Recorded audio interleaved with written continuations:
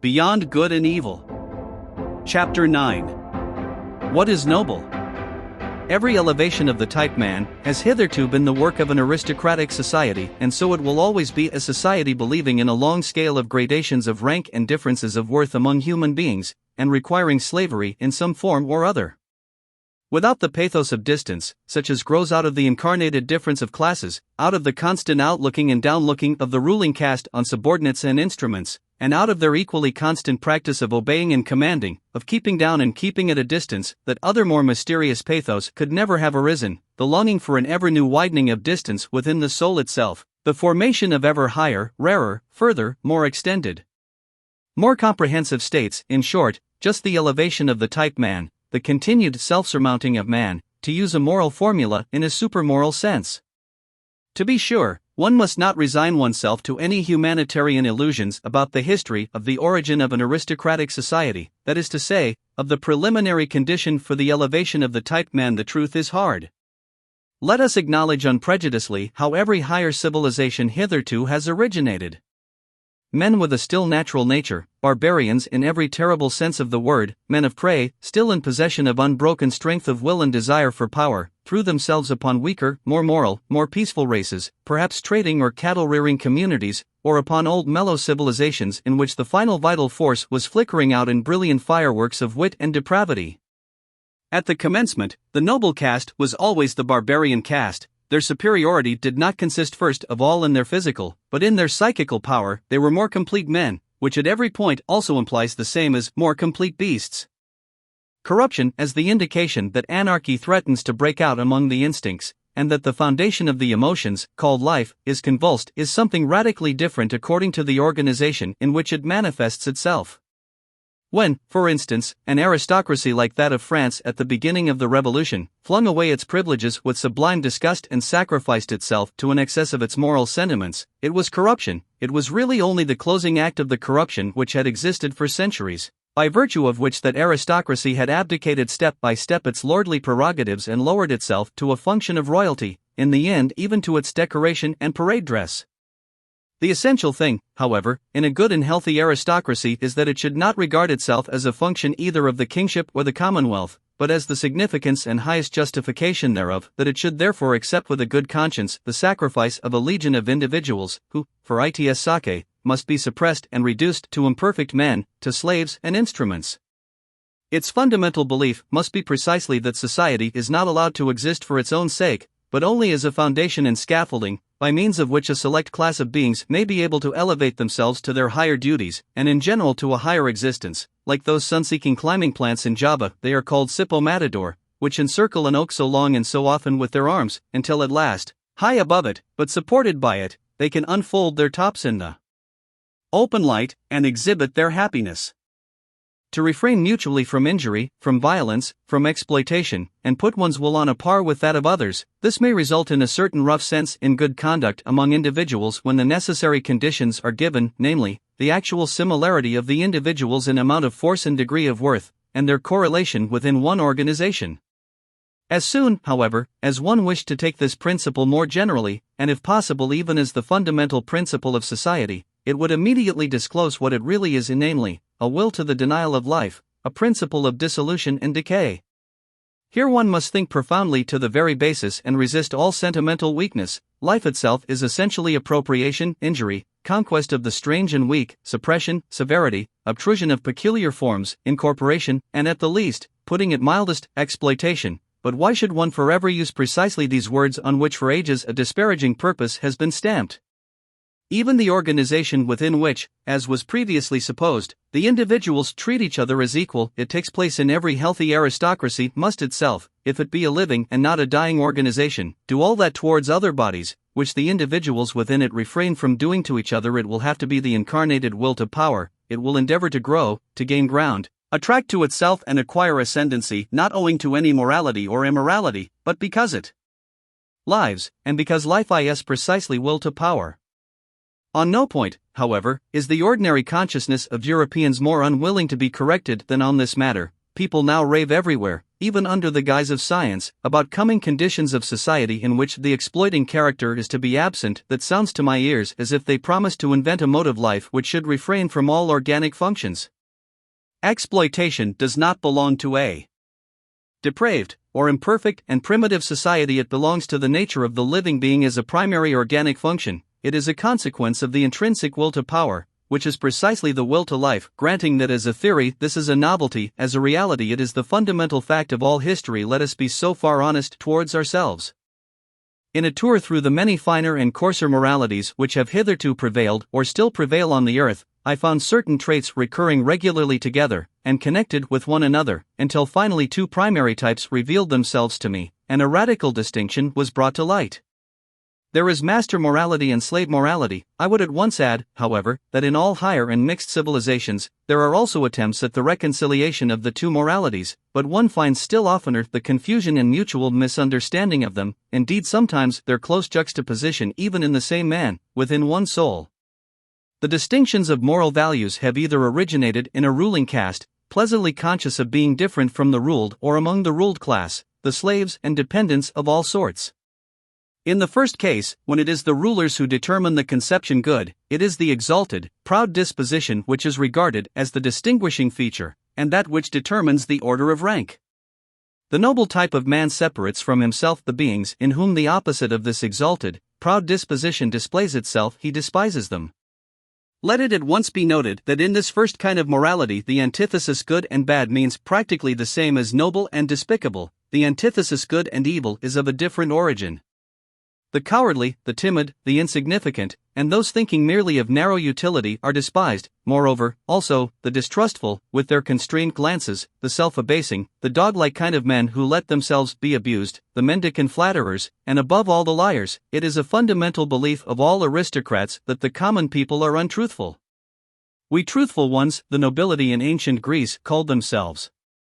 It is obvious that everywhere the designations of moral value were at first applied to men, and were only derivatively and at a later period applied to actions. It is a gross mistake, therefore, when historians of morals start with questions like, why have sympathetic actions been praised?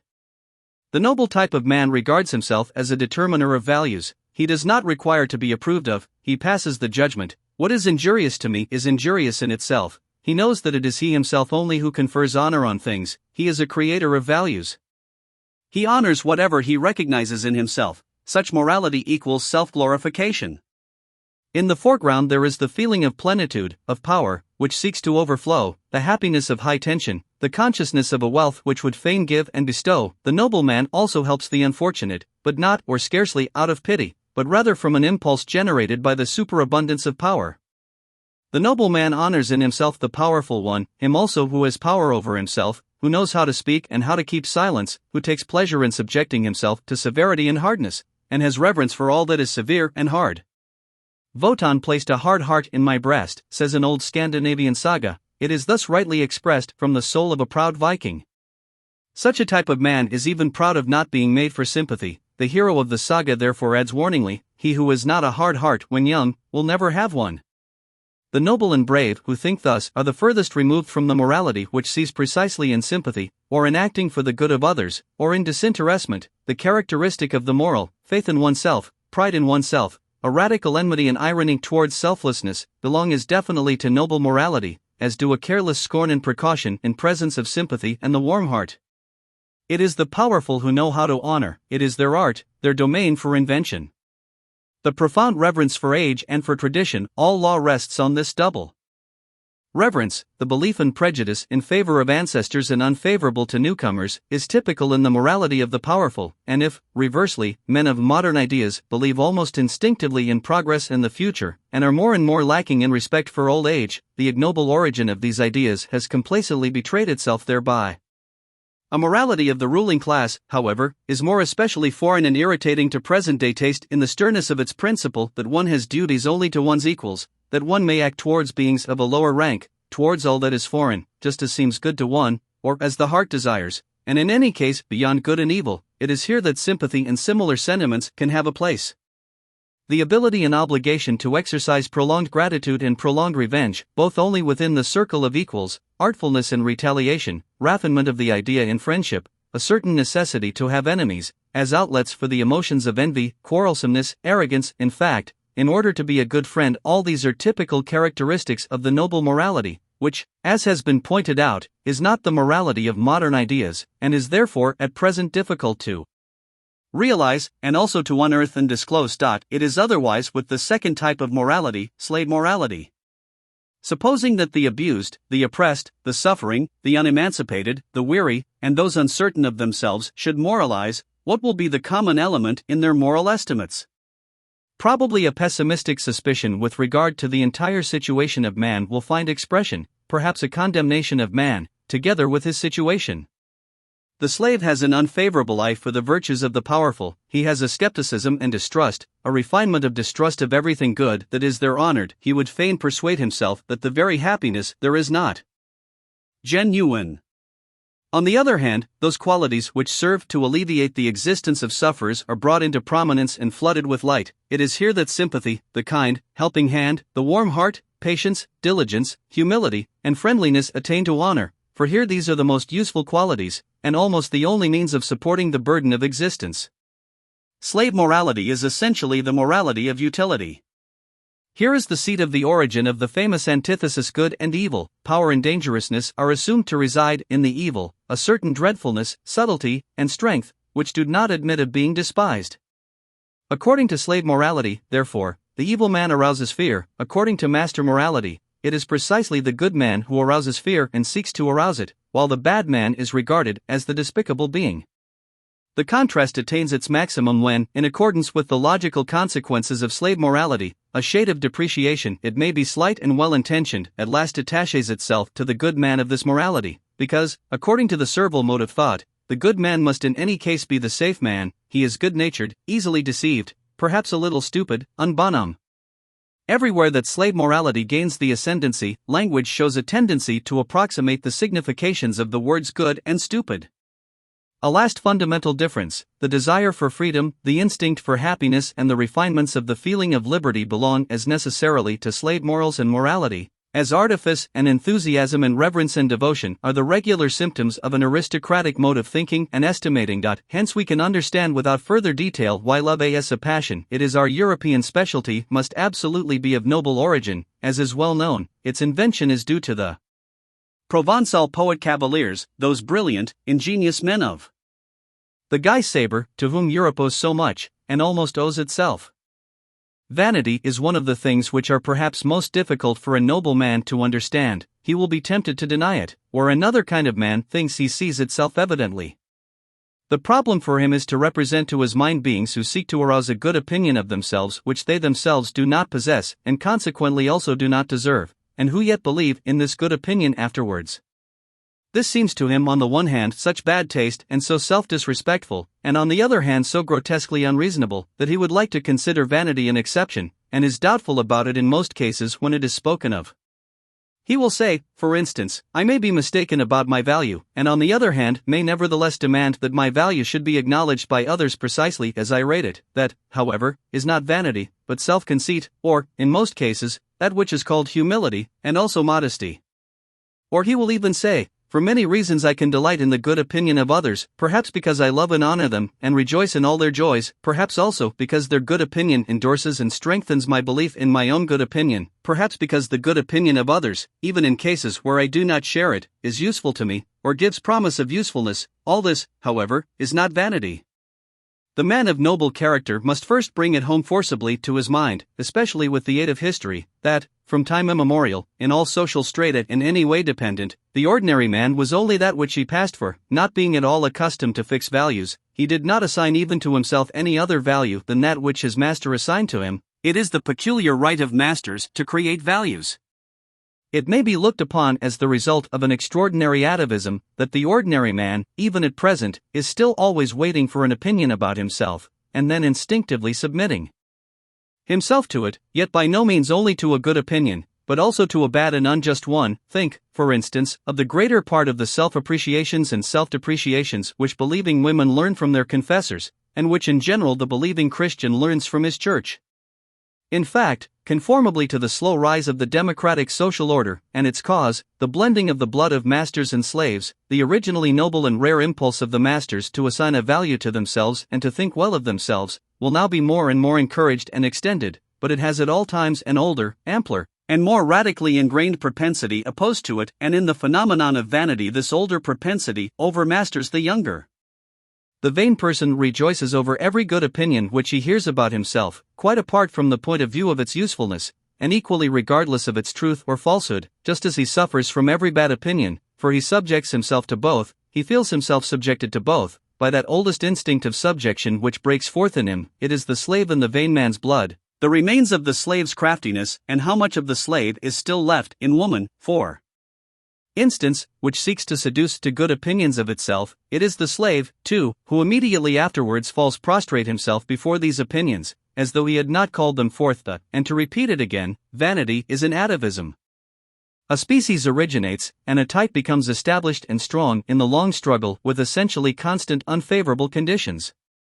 On the other hand, it is known by the experience of breeders that species which receive superabundant nourishment, and in general a surplus of protection and care, immediately tend in the most marked way to develop variations, and are fertile in prodigies and monstrosities, also in monstrous vices.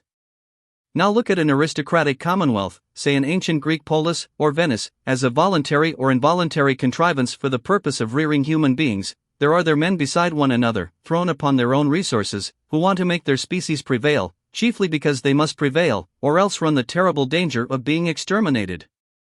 The favor, the superabundance, the protection are there lacking under which variations are fostered. The species needs itself as species, as something which, precisely by virtue of its hardness, its uniformity, and simplicity of structure, can in general prevail and make itself permanent in constant struggle with its neighbors, or with rebellious or rebellion-threatening vassals. The most varied experience teaches it what are the qualities to which it principally owes the fact that it still exists, in spite of all gods and men, and has hitherto been victorious. These qualities it calls virtues, and these virtues alone it develops to maturity. It does so with severity, indeed it desires severity. Every aristocratic morality is intolerant in the education of youth, in the control of women, in the marriage customs, in the relations of old and young, in the penal laws, which have an eye only for the degenerating. It counts intolerance itself among the virtues, under the name of justice. A type with few, but very marked features, a species of severe, warlike, wisely silent, reserved, and reticent men, and as such, with the most delicate sensibility for the charm and nuances of society, is thus established, unaffected by the vicissitudes of generations. The constant struggle with uniform unfavorable conditions is, as already remarked, the cause of a type becoming stable and hard. Finally, however, a happy state of things results, the enormous tension is relaxed, there are perhaps no more enemies among the neighboring peoples, and the means of life, even of the enjoyment of life, are present in superabundance. With one stroke the bond and constraint of the old discipline severs. It is no longer regarded as necessary, as a condition of existence. If it would continue, it can only do so as a form of luxury, as an archaizing taste. Variations, whether they be deviations into the higher, finer, and rarer, or deteriorations and monstrosities, appear suddenly on the scene in the greatest exuberance and splendor. The individual dares to be individual and detach himself. At this turning point of history there manifest themselves, side by side, and often mixed and entangled together, a magnificent, manifold, virgin forest-like upgrowth and upstriving, a kind of tropical tempo in the rivalry of growth, and an extraordinary decay and self-destruction, owing to the savagely opposing and seemingly exploding egoisms, which strive with one another for sun and light, and can no longer assign any limit, restraint, or forbearance for themselves by means of the hitherto existing morality.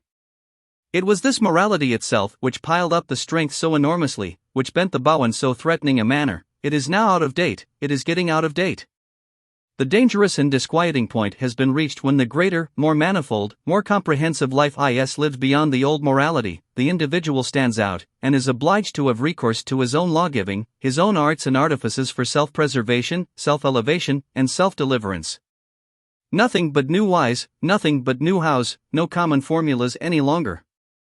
Misunderstanding and disregard in league with each other, decay, deterioration, and the loftiest desires frightfully entangled, the genius of the race overflowing from all the cornucopias of good and bad, a portentous simultaneousness of spring and autumn, full of new charms and mysteries peculiar to the fresh, still unexhausted, still unwearied corruption. Danger is again present, the mother of morality, great danger, this time shifted into the individual, into the neighbor and friend, into the street, into their own child, into their own heart, into all the most personal and secret recesses of their desires and volitions.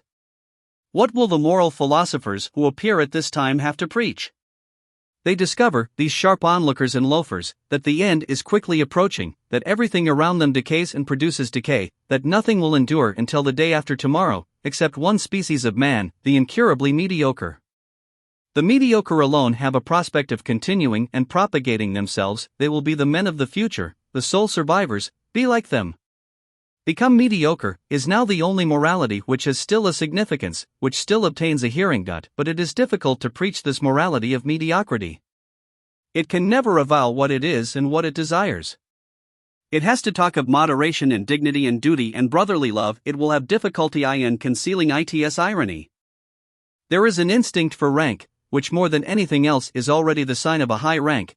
There is a delight in the nuances of reverence which leads one to infer noble origin and habits. The refinement, goodness, and loftiness of a soul are put to a perilous test when something passes by that is of the highest rank, but is not yet protected by the awe of authority from obtrusive touches and incivilities, something that goes its way like a living touchstone, undistinguished, undiscovered, and tentative, perhaps voluntarily veiled and disguised.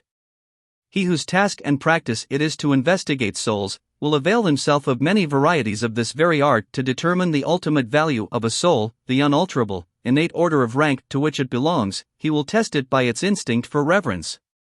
Difference on genre hain, the vulgarity of many a nature spurts up suddenly like dirty water, when any holy vessel, any jewel from closed shrines, any book bearing the marks of great destiny, is brought before it, while on the other hand, there is an involuntary silence, a hesitation of the eye, a cessation of all gestures, by which it is indicated that a soul feels the nearness of what is worthiest of respect. The way in which, on the whole, the reverence for the Bible has hitherto been maintained in Europe, is perhaps the best example of discipline and refinement of manners which Europe owes to Christianity. Books of such profoundness and supreme significance require for their protection an external tyranny of authority, in order to acquire the period of thousands of years which is necessary to exhaust and unriddle them.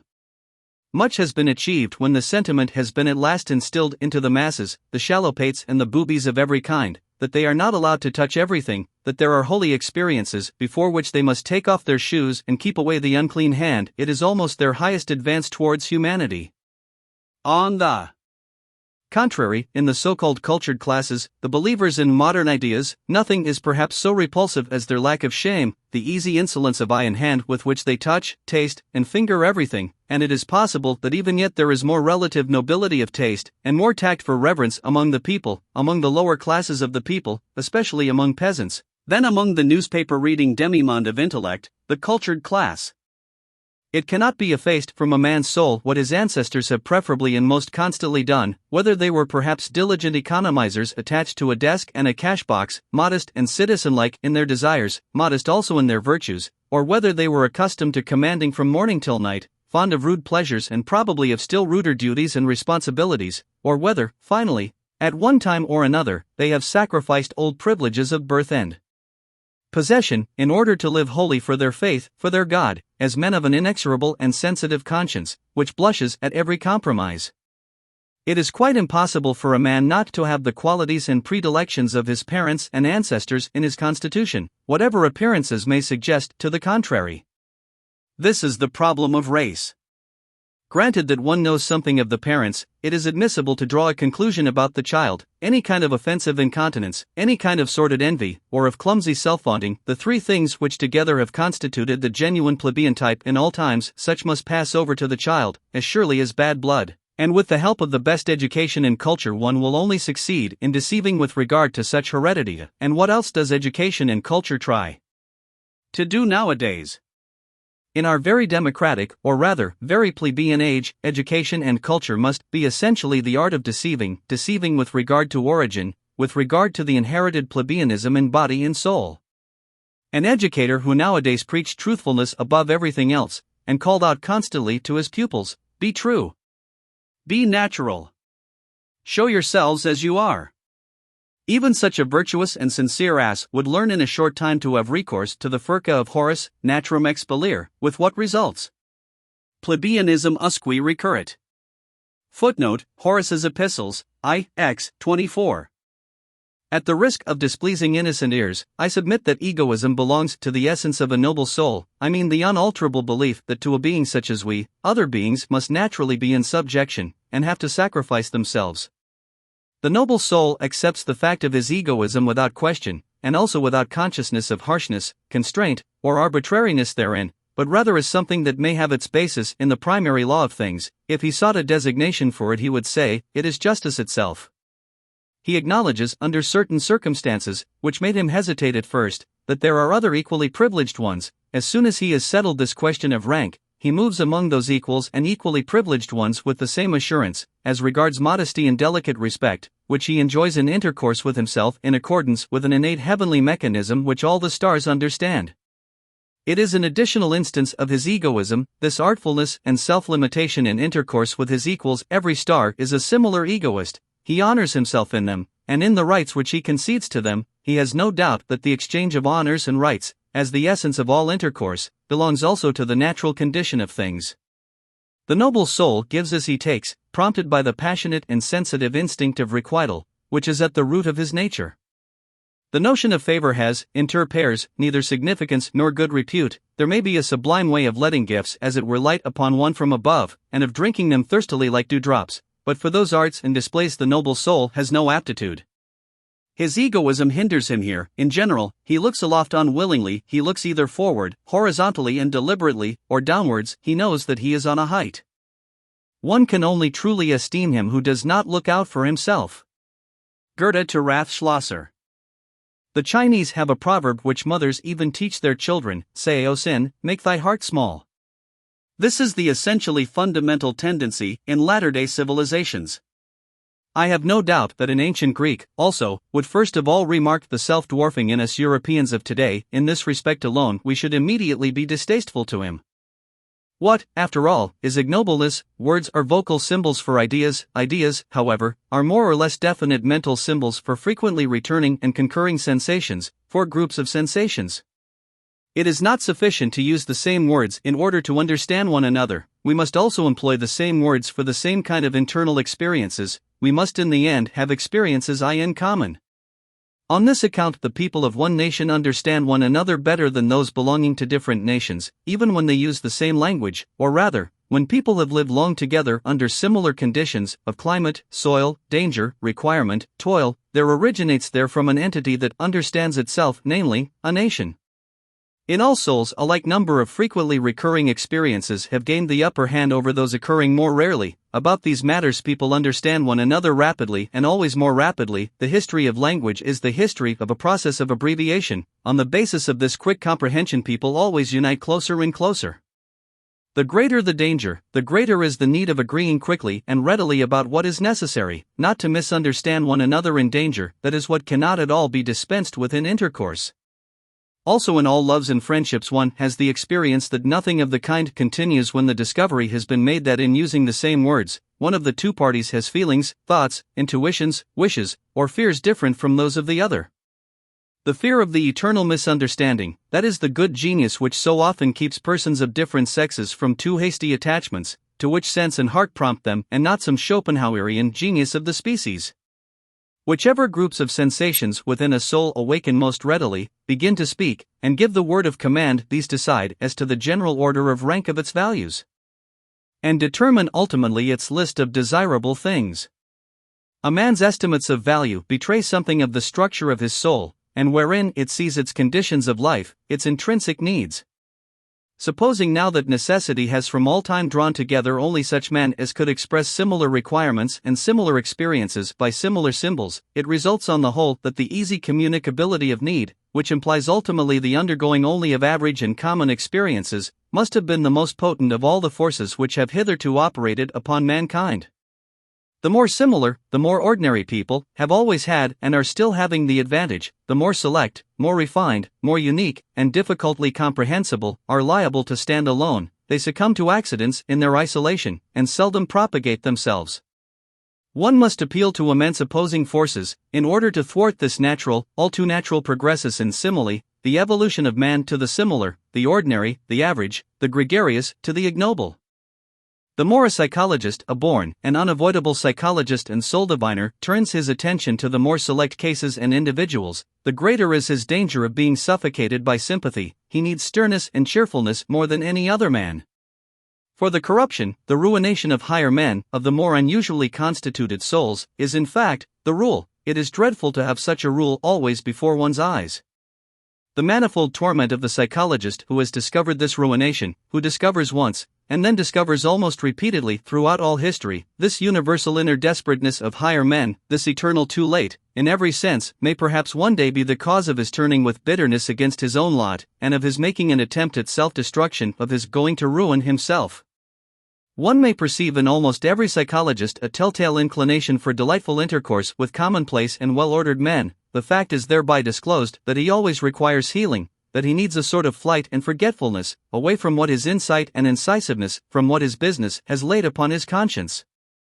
The fear of his memory is peculiar to him. He is easily silenced by the judgment of others. He hears with unmoved countenance how people honor, admire, love, and glorify, where he has perceived, or he even conceals his silence by expressly assenting to some plausible opinion.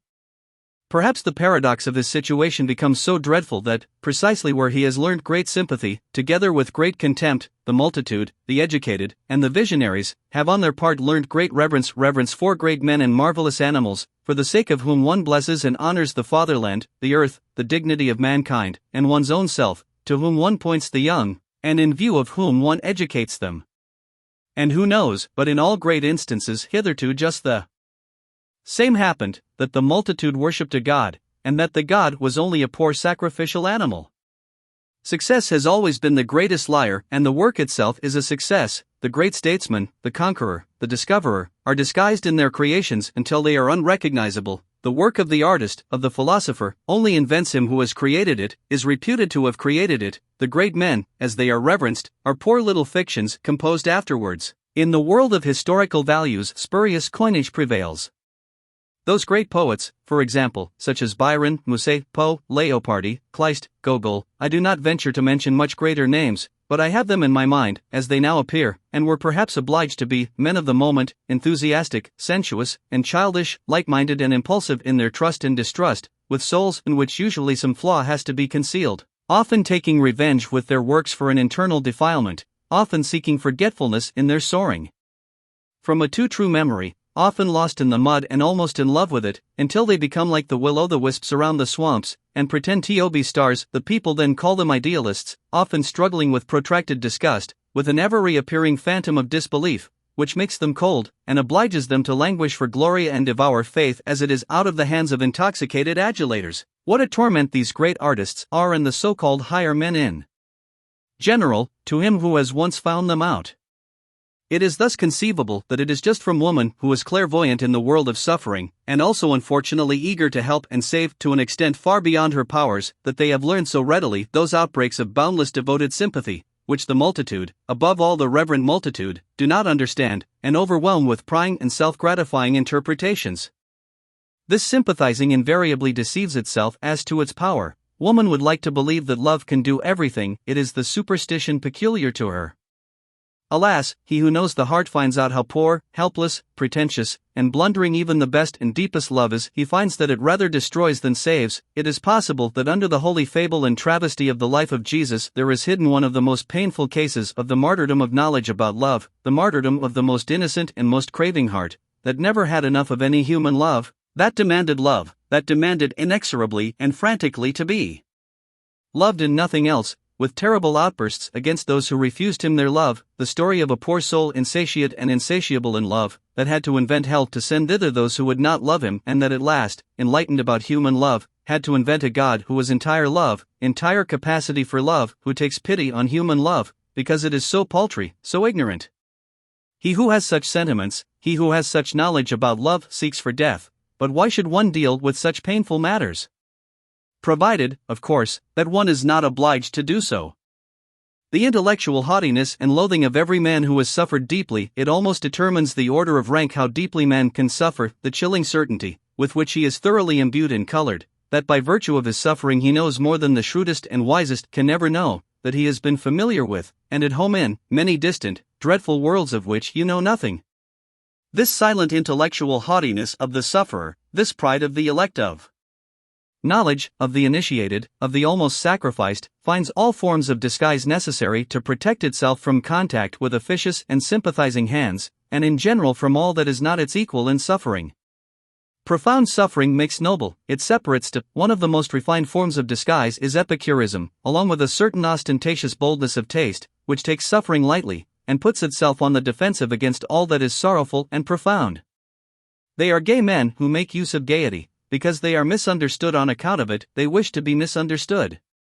There are scientific minds who make use of science, because it gives a gay appearance, and because scientificness leads to the conclusion that a person is superficial, they wish to mislead to a false conclusion. There are free insolent minds which would fain conceal and deny that they are broken, proud, incurable hearts, the cynicism of Hamlet, the case of Gallieni, and occasionally folly itself is the mask of an unfortunate overassured knowledge from which it follows that it is the part of a more refined humanity to have reverence for the mask, and not to make use of psychology and curiosity in the wrong place. That which separates two men most profoundly is a different sense and grade of purity. What does it matter about all their honesty and reciprocal usefulness? What does it matter about all their mutual goodwill? The fact still remains, they cannot smell each other. The highest instinct for purity places him who is affected with it in the most extraordinary and dangerous isolation, as a saint, for it is just holiness, the highest spiritualization of the instinct in question. Any kind of cognizance of an indescribable excess in the joy of the bath, any kind of ardor or thirst which perpetually impels the soul out of night into the morning, and out of gloom, out of affliction into clearness, brightness, depth, and refinement, just as much as such a tendency distinguishes it as a noble tendency, it also separates. The pity of the saint is pity for the filth of the human, all too human. And there are grades and heights where pity itself is regarded by him as impurity, as filth. Signs of nobility, never to think of lowering our duties to the rank of duties for everybody, to be unwilling to renounce or to share our responsibilities, to count our prerogatives, and the exercise of them, among our duties. A man who strives after great things, looks upon everyone whom he encounters on his way either as a means of advance, or a delay and hindrance, or as a temporary resting place. His peculiar lofty bounty to his fellowmen is only possible when he attains his elevation and dominates. Impatience, and the consciousness of being always condemned to comedy up to that time, for even strife is a comedy, and conceals the end, as every means does spoil all intercourse for him. This kind of man is acquainted with solitude, and what is most poisonous in it. The problem of those who wait. Happy chances are necessary, and many incalculable elements, in order that a higher man in whom the solution of a problem is dormant, may yet take action, or break forth, as one might say, at the right moment. On an average it does not happen, and in all corners of the earth there are waiting ones sitting who hardly know to what extent they are waiting, and still less that they wait in vain. Occasionally, too, the waking call comes too late, the chance which gives permission to take action when their best youth and strength for action have been used up in sitting still, and how many a one, just as he sprang up, has found with horror that his limbs are benumbed and his spirits are now too heavy. It is too late, he has said to himself, and has become self-distrustful and henceforth forever useless. In the domain of genius, may not the Raphael without hands, taking the expression in its widest sense, perhaps not be the exception, but the rule? Perhaps genius is by no means so rare, but rather the 500 hands which it requires in order to tyrannize over the Greek inserted here, the right time in order to take chance by the forelock. He who does not wish to see the height of a man, looks all the more sharply at what is low in him, and in the foreground, and thereby betrays himself. In all kinds of injury and loss the lower and coarser soul is better off than the nobler soul. The dangers of the latter must be greater, the probability that it will come to grief and perish is in fact immense, considering the multiplicity of the conditions of its existence. In a lizard a finger grows again which has been lost, not so in man. It is too bad. Always the old story.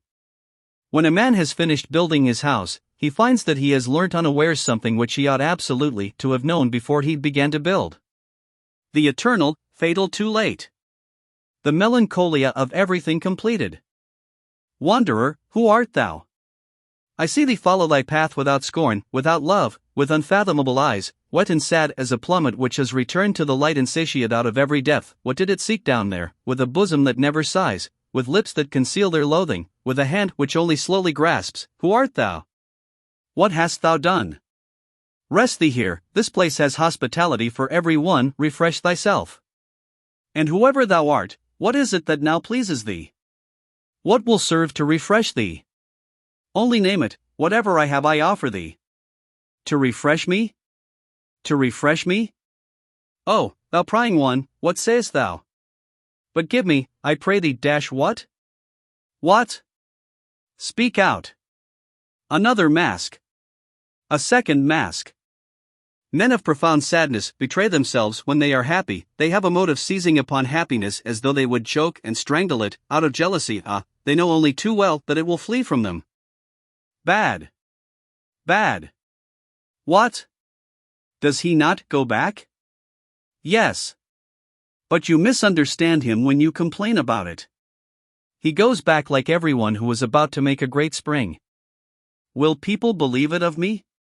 But I insist that they believe it of me. I have always thought very unsatisfactorily of myself and about myself, only in very rare cases, only compulsorily, always without delight in the subject, ready to digress from myself, and always without faith in the result, owing to an unconquerable distrust of the possibility of self-knowledge, which has led me so far as to feel a contradictio in ejecto even in the idea of direct knowledge which theorists allow themselves. This matter of fact is almost the most certain thing I know about myself. There must be a sort of repugnance in me to believe anything definite about myself. Is there perhaps some enigma therein? Probably, but fortunately nothing for my own teeth.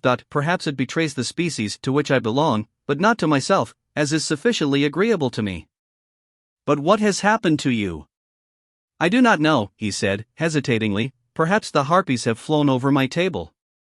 It sometimes happens nowadays that a gentle, sober, retiring man becomes suddenly mad, breaks the plates, upsets the table, shrieks, raves, and shocks everybody, and finally withdraws, ashamed, and raging at himself. Whither? For what purpose? To famish apart?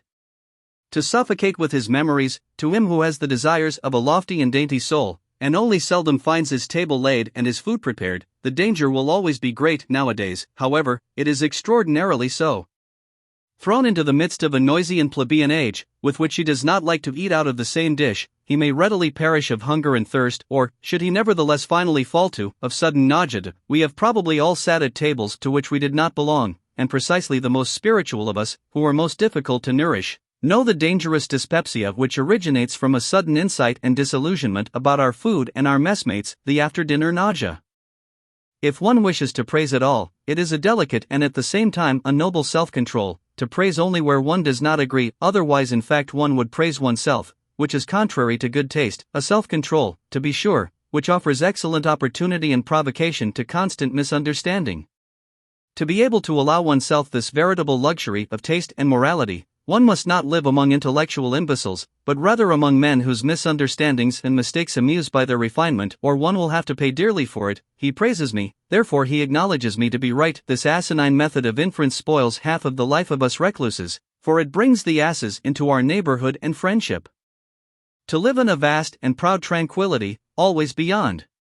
To have, or not to have, one's emotions, one's for and against, according to choice, to lower oneself to them for hours, to seat oneself on them as upon horses, and often as upon asses, for one must know how to make use of their stupidity as well as of their fire.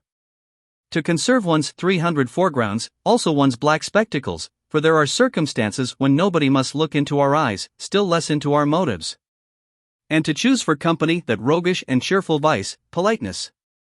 And to remain master of one's four virtues, courage, insight, sympathy, and solitude.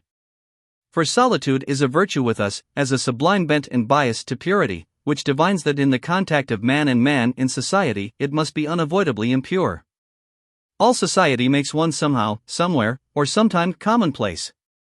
The greatest events and thoughts, the greatest thoughts, however, are the greatest events, are longest in being comprehended. The generations which are contemporary with them do not experience such events, they live past them. Something happens there, as in the realm of stars. The light of the furthest stars is longest in reaching man, and before it has arrived man denies that there are stars there. How many centuries does a mind require to be understood? That is also a standard. One also makes a gradation of rank and an etiquette therewith, such as is necessary for mind and for star. Here is the prospect free, the mind exalted. Footnote, Goethe's Faust, Part 2, Act V. The words of Dr. Marianus. But there is a reverse kind of man, who is also upon a height, and has also a free prospect, but looks downwards. What is noble? What does the word noble still mean for us nowadays? How does the noble man betray himself? How is he recognized under this heavy overcast sky of the commencing plebeianism, by which everything is rendered opaque and leaden? It is not his actions which establish his claim. Actions are always ambiguous, always inscrutable, neither is it his works. One finds nowadays among artists and scholars plenty of those who betray by their works that a profound longing for nobleness impels them, but this very need of nobleness is radically different from the needs of the noble soul itself, and is in fact the eloquent and dangerous sign of the lack thereof. It is not the works, but the belief which is here decisive and determines the order of rank. To employ once more an old religious formula with a new and deeper meaning, it is some fundamental certainty which a noble soul has about itself, something which is not to be sought, is not to be found, and perhaps, also, is not to be lost. The noble soul has reverence for itself. There are men who are unavoidably intellectual, let them turn and twist themselves as they will, and hold their hands before their treacherous eyes as though the hand were not a betrayer. It always comes out at last that they have something which they hide, namely, intellect. One of the subtlest means of deceiving, at least as long as possible, and of successfully representing oneself to be stupider than one really is, which in everyday life is often as desirable as an umbrella, is called enthusiasm, including what belongs to it, for instance, virtue. For as Galliani said, who was obliged to know it, virtue est enthousiasme. In the writings of a recluse one always hears something of the echo of the wilderness, something of the murmuring tones and timid vigilance of solitude. In his strongest words, even in his cry itself, there sounds a new and more dangerous kind of silence, of concealment.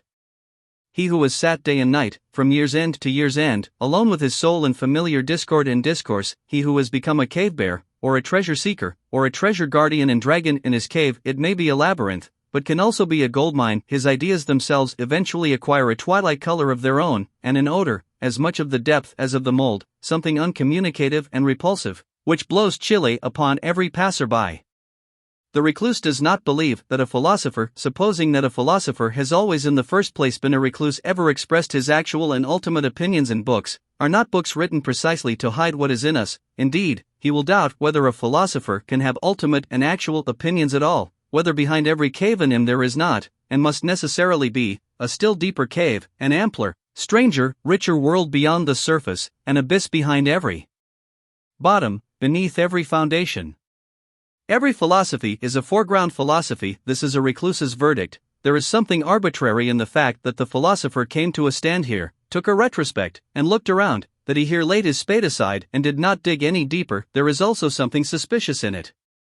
Every philosophy also conceals a philosophy, every opinion is also a lurking place, every word is also a mask.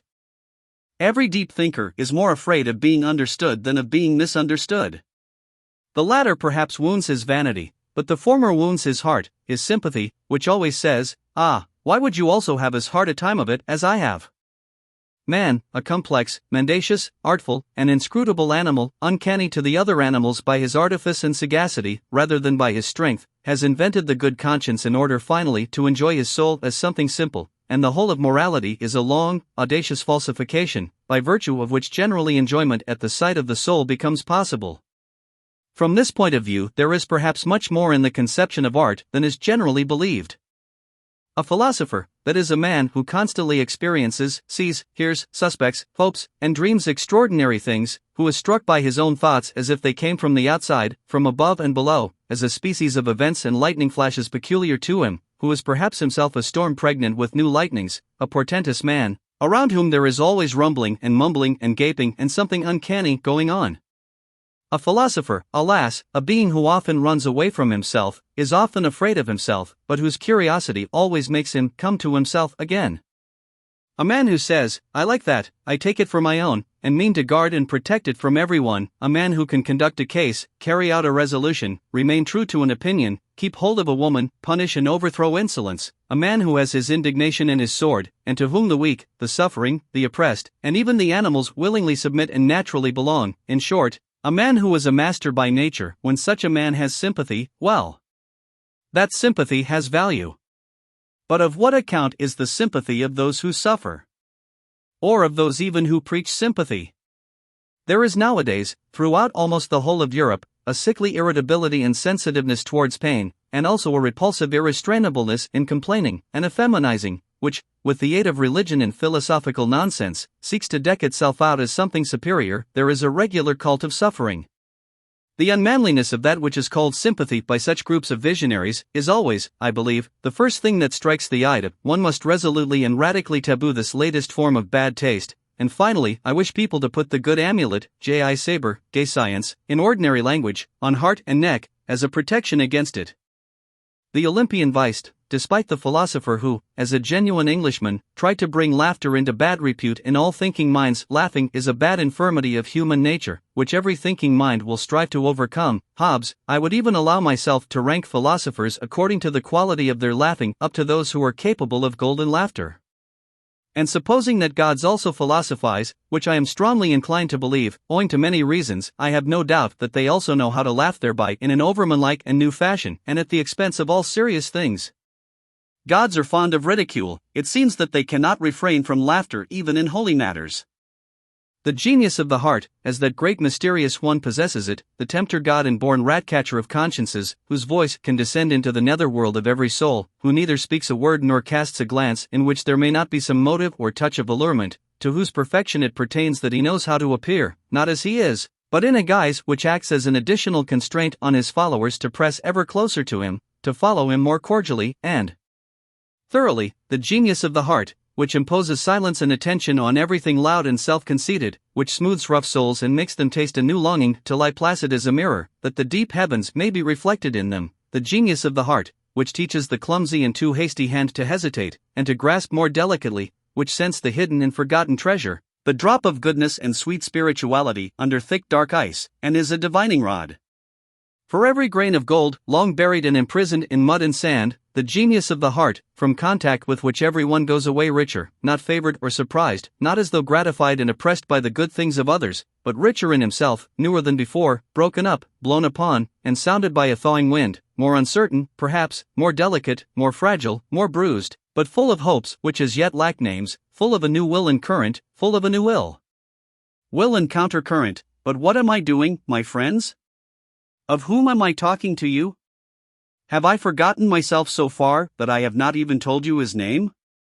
Unless it be that you have already divined of your own accord who this questionable God and Spirit is, that wishes to be praised in such a manner? For, as it happens to everyone who from childhood onward has always been on his legs, and in foreign lands, I have also encountered on my path many strange and dangerous spirits, above all, however, and again, the one of whom I have just spoken, in fact, no less a personage than the god Dionysus, the great equivocator and tempter, to whom, as you know, I once offered in all secrecy and reverence my first fruits, the last, as it seems to me, who has offered a sacrifice to him, for I have found no one who could understand what I was then doing. In the meantime, however, I have learned much, far too much, about the philosophy of this god, and, as I said, from mouth to mouth I, the last disciple and initiate of the god Dionysus, and perhaps I might at last begin to give you, my friends, as far as I am allowed, a little taste of this philosophy? In a hushed voice, as is but seemly, for it has to do with much that is secret, new, strange, wonderful, and uncanny. The very fact that Dionysus is a philosopher, and that therefore gods also philosophize, seems to me a novelty which is not unensnaring, and might perhaps arouse suspicion precisely among philosophers. Among you, my friends, there is less to be said against it, except that it comes too late and not at the right time, for, as it has been disclosed to me, you are loath nowadays to believe in God and gods. It may happen, too, that in the frankness of my story I must go further than is agreeable to the strict usages of your ears. Certainly the god in question went further, very much further, in such dialogues, and was always many paces ahead of me. Indeed, if it were allowed, I should have to give him, according to human usage, fine ceremonious tides of luster and merit. I should have to extol his courage as investigator and discoverer, his fearless honesty, truthfulness, and love of wisdom. But such a god does not know what to do with all that respectable trumpery and pomp. Keep that, he would say, for thyself and those like thee, and whoever else require it. I have no reason to cover my nakedness. One suspects that this kind of divinity and philosopher perhaps lacks shame. He once said, under certain circumstances I love mankind, and referred thereby to Ariadne, who was present. In my opinion man is an agreeable, brave, inventive animal, that has not his equal upon earth. He makes his way even through all labyrinths. I like man, and often think how I can still further advance him, and make him stronger, more evil, and more profound. stronger, more evil, and more profound? I asked in horror. Yes, he said again, stronger, more evil, and more profound, also more beautiful, and thereby the tempter god smiled with his halcyon smile, as though he had just paid some charming compliment. One here sees at once that it is not only shame that this divinity lacks, and in general there are good grounds for supposing that in some things the gods could all of them come to us men for instruction. We men are more human. Alas! What are you, after all, my written and painted thoughts? Not long ago you were so variegated, young and malicious, so full of thorns and secret spices, that you made me sneeze and laugh, and now? You have already doffed your novelty, and some of you, I fear, are ready to become truths, so immortal do they look, so pathetically honest, so tedious. And was it ever otherwise? What then do we write and paint, we mandarins with Chinese brush, we immortalizers of things which lend themselves to writing, what are we alone capable of painting? Alas, only that which is just about to fade and begins to lose its odor. Alas, only exhausted and departing storms and belated yellow sentiments. Alas, only birds strayed and fatigued by flight, which now let themselves be captured with our hand. We immortalize what cannot live and fly much longer, things only which are exhausted and mellow.